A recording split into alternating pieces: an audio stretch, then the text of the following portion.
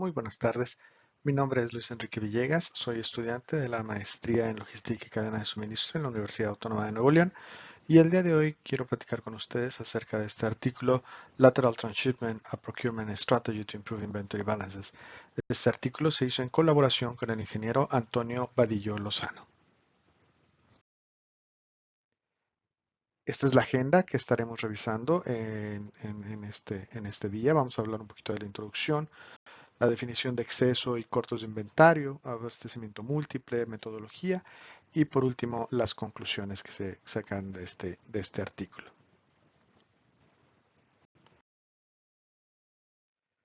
Como una breve introducción, bueno, hablamos de una compañía, ¿sí?, que tiene una fábrica de manufactura localizada en Brasil que ocupa un artículo, un número de parte 1, 2, 3, 4, 5 y que tiene una cantidad en mano de 0 piezas.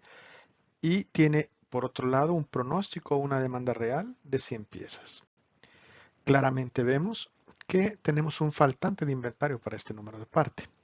Por otro lado, para la misma compañía tenemos otra fábrica ubicada en el Reino Unido con el número de parte que utiliza también el número de parte 1, 2, 3, 4, 5 y en este caso su cantidad en mano es de 100 piezas y tiene un pronóstico, una demanda real de 0 piezas. Claramente vemos un escenario contrario donde vemos un exceso de inventario. Tenemos un tercer participante en este escenario que es el proveedor ABCDE, vamos a llamarlo de esa manera, que está ubicado en Alemania y que tiene en una cantidad en mano de 500 piezas de este artículo que necesitamos, el 1, 2, 3, 4, 5. Entonces, la definición de mi problema o lo que yo estoy tratando de resolver en mi artículo es, bueno, ¿qué método de reabastecimiento es más conveniente? Por un lado, tenemos el abastecimiento tradicional, y por otro lado tenemos la transferencia interna, que en la literatura se conoce como el lateral transshipment.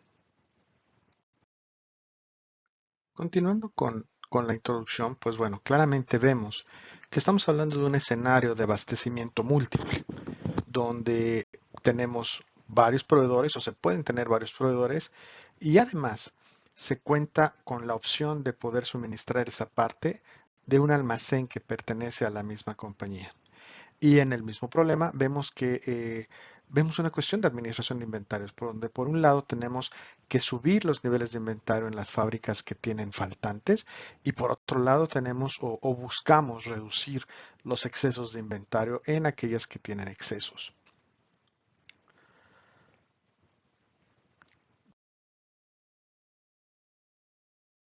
Ahora, acerca de qué son los excesos, cómo se definen los excesos y los cortos de inventario. Bueno, normalmente definimos un exceso de inventario cuando se tienen en existencia ciertos números de parte con una cantidad en mano significativamente mayor comparada con el promedio de consumo anual.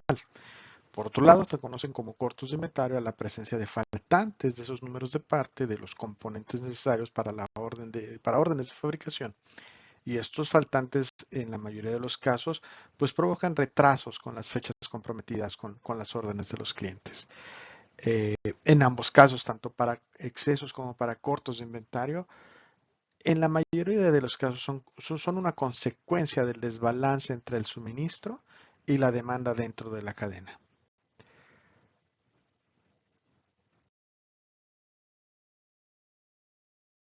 Hablemos un poquito de lo que es el abastecimiento múltiple. El abastecimiento múltiple, pues básicamente es un escenario donde la empresa puede hacerse de los requerimientos de diversas fuentes, ¿no? En general podemos hablar de que son tres las opciones principales: comprar, transferir o fabricar, ¿no? Entonces, cuando hablamos de comprar, pues bueno, el abastecimiento va a depender de entidades externas a la compañía y usualmente eh, utilizan documentos que van a proteger estas transacciones por ambas partes, ¿no? Cuando hablamos de transferir, pues bueno, el abastecimiento se realiza desde almacenes que pertenecen a la misma compañía. Y cuando hablamos de fabricar, pues bueno, las compañías son autosuficientes para abastecerse del material o de los componentes que ocupan, ¿no? Pudiéramos estar hablando de subensambles o alguna cosa así, algún ejemplo así por el estilo. En el artículo presentamos una metodología que lo que busca es precisamente ayudarnos a contestar de una manera más fácil esta pregunta. Cuando nos conviene más hacer una transferencia interna o comprar directamente de un proveedor?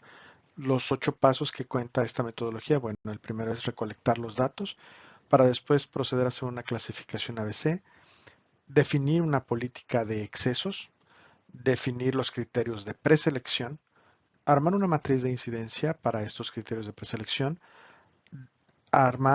definir los criterios definitivos, armar una matriz de incidencia para hacer la comparación de estos criterios definitivos y por último generar un entregable con la recomendación. Cuando hablamos de la recolección de datos, pues toda esta información tiene que venir de una base confiable, ¿no? Porque yo voy a tomar decisiones en base a la calidad de la información que tenga. Entonces yo voy a tener mi número de parte, mi descripción de mi artículo, los costos unitarios, cantidad en mano, la demanda real. De esto estimo yo mi cantidad real disponible. De la misma manera,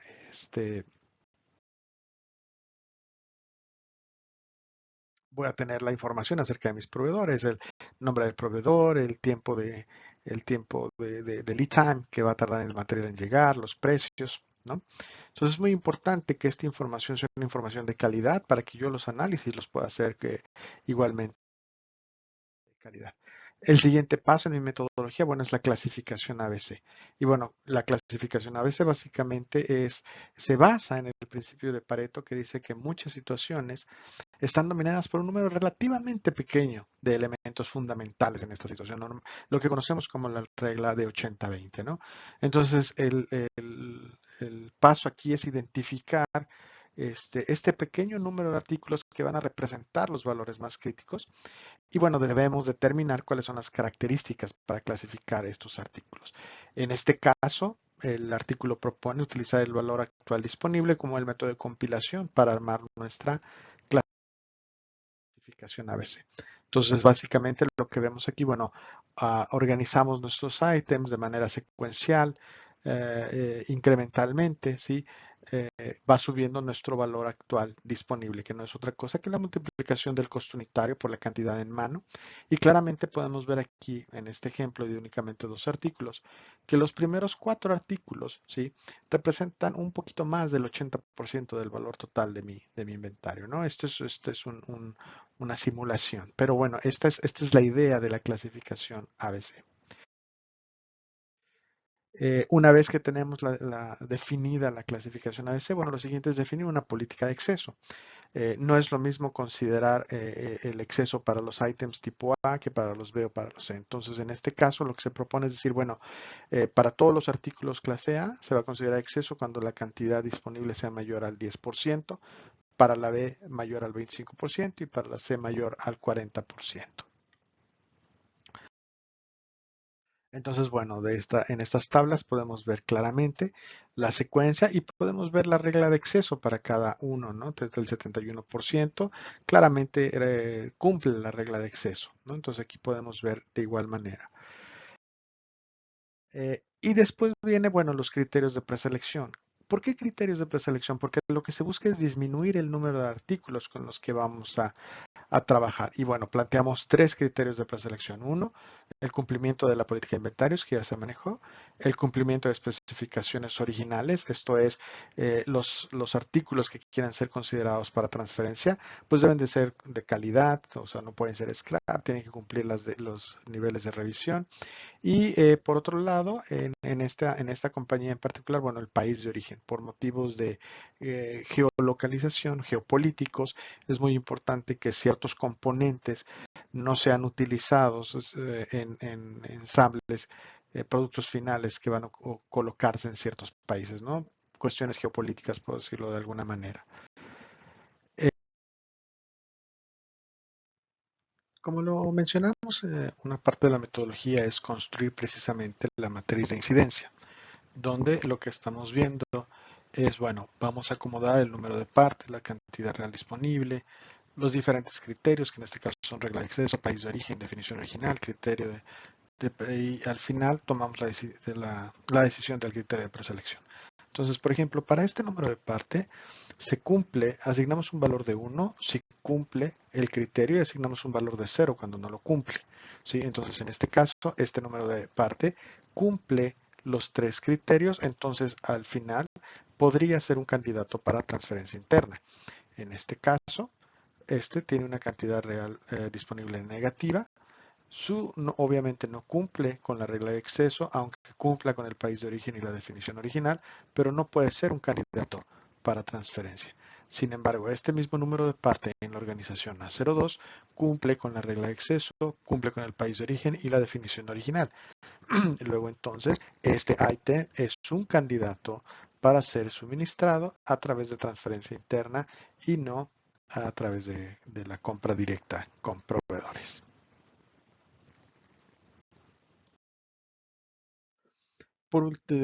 Hablamos ahora de los criterios definitivos. Bueno, una vez que pasamos los criterios de preselección, hablamos básicamente de dos tipos de criterios definitivos, el criterio definitivo económico y el de tiempo. Esto es, vamos a comparar ahora sí cuánto me cuesta comprarlo y cuánto me cuesta transferirlo y qué tiempo me tarda de que me llegue de mi proveedor a que me llegue de mi almacén hermano. De igual manera, para los criterios definitivos, vamos a hacer otra matriz de incidencia donde vamos a comparar los tiempos, por ejemplo, en este caso de transferencia contra el lead time y el costo de transferencia contra el precio del proveedor. Lo que vamos a decir es que si el tiempo de transferencia es menor al lead time del proveedor, se le asigna un valor de 1. Si el costo de transferencia es menor al precio del proveedor, se le va a asignar un valor de 1, si no de 0. Entonces aquí claramente podemos ver que tanto el tiempo de transferencia como el costo de transferencia es mejor que el del proveedor, entonces el criterio de decisión será hacer la transferencia interna. En este caso en particular vemos que el tiempo de transferencia es mayor que el lead time del proveedor y el costo es mayor al de transferencia que el precio. Tiene 0 en ambos valores, por lo mismo tendrá un valor de 0, quiere decir se tiene que comprar a través del proveedor. Este es un caso muy particular, pues el tiempo de transferencia es menor que el lead time del proveedor, pero el costo sí es más alto que el precio. Sin embargo, como nuestra prioridad es bajar los niveles de exceso de inventario para cubrir los faltantes y entregar a tiempo las órdenes de los clientes, en este caso en particular, vamos a favorecer el tiempo de transferencia sobre el precio. Entonces, aunque sea más caro, como su tiempo es más corto, eh, tomamos la opción de transferirlo en vez de comprarlo. Y al final, bueno, lo que se está buscando es un entregable donde me diga la cantidad que estamos demandando contra el tiempo de adquisición y la recomendación que se está haciendo, ¿no? Como conclusiones, entonces podemos decir que las transferencias internas sí generan una disminución en los niveles de exceso de inventario. Las transferencias internas también nos van a ayudar a mejorar el porcentaje de entregas a las órdenes de clientes. Y definitivamente no necesariamente nos van a ayudar a reducir el costo global de abastecimiento, puesto que estamos dándole preferencia al tiempo sobre el costo. Estas son algunas de las referencias que se utilizaron para la elaboración del artículo. Y pues bueno, muchísimas gracias, que tengan un excelente día.